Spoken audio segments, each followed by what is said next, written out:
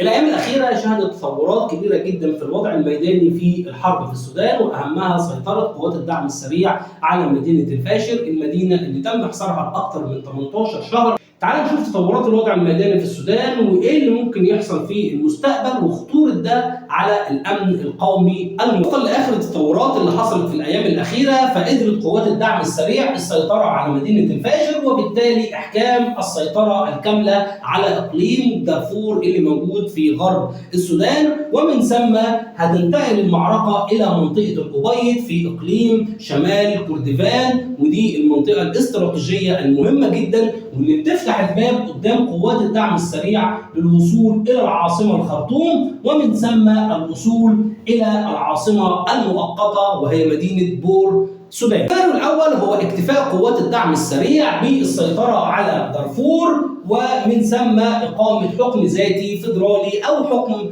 مستقل بشكل كامل عن دولة السودان، وده هيبقى أقل الأضرار على الأمن القومي المصري، ما عدا المنطقة القريبة من منطقة العوينات عندنا والحدود أو المثلث الحدودي بين مصر وبين السودان وبين ليبيا، وده يمكن يكون أخف الأضرار. أما السيناريو الثاني وهو سيناريو صعب جدا على الأمن القومي المصري، وهو استمرار القتال في منطقة الأبيض والسيطرة عليها من قبل قوات الدعم السريع، ومن ثم الوصول للخرطوم ومنطقة بور سودان، ومن ثم هتقدر قوات الدعم السريع تسيطر على منطقة جنوب وشرق السودان كاملة، وده السيناريو يمكن يكون الأخطر على الأمن القومي المصري، لأن من خلاله ومن تداعياته هينقطع الصلة تماما ما بين مصر وما بين منطقة أو دولة إثيوبيا اللي فيها طبعا سد النهضة زي ما احنا عارفين. هيبقى صعب الوصول جدا لمنطقة إثيوبيا عن طريق البر، عن طريق دولة السودان،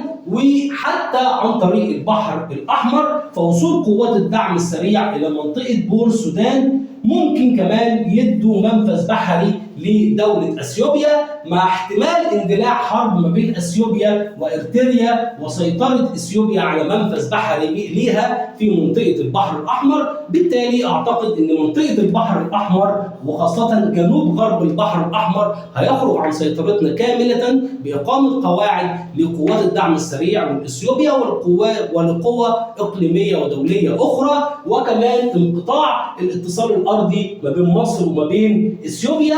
كل ده هيأثر على الأمن القومي المصري، ناهيك عن استقبال ملايين من الإخوة السودانيين عندنا في مصر.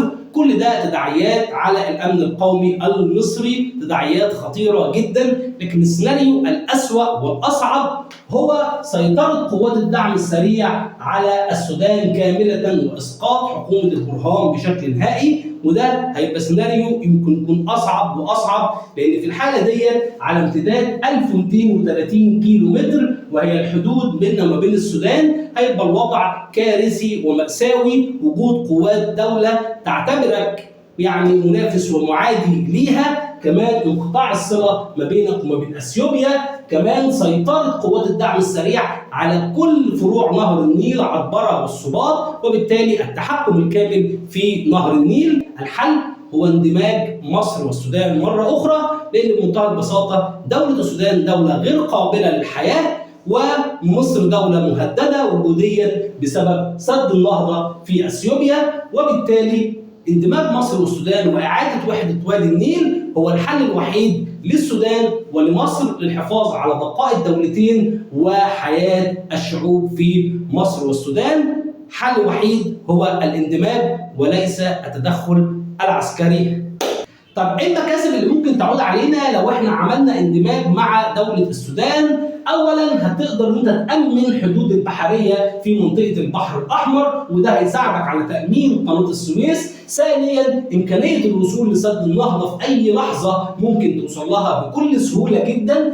وثالثا الموارد الاقتصاديه الضخمه اللي موجوده في دوله السودان من الاراضي الزراعيه والذهب وما الى اخره، كل ده هيعود بالنفع على الدوله المصريه. كمان المياه الكتيره جدا اللي موجوده في فروع عطبره والسباط والنيل الازرق والامطار، كل ده يمكن الاستفاده منها. طب على الجانب الاخر الشعب السوداني هيستفيد ايه؟ اولا زي ما قلت لك دوله السودان دوله في الوضع الحالي دوله غير قابله للحياه، واندماج مصر والسودان هيدي قبله الحياه لدوله السودان والشعب السوداني. وكمان الجانب الاقتصادي والاجتماعي هيعود بالنفع على دولة السودان. دولة السودان عندها موارد كتيرة جدا، لكن ما عندهاش القدرة اللوجستية ولا القدرة البشرية والمادية على استغلال هذه الموارد. القدرات دي طبعا بمنتهى البساطة، وكمان القدرات العسكرية موجودة عند مصر. فاندماج الدولتين وإعادة وحدة وادي النيل هو الحل والسبيل الوحيد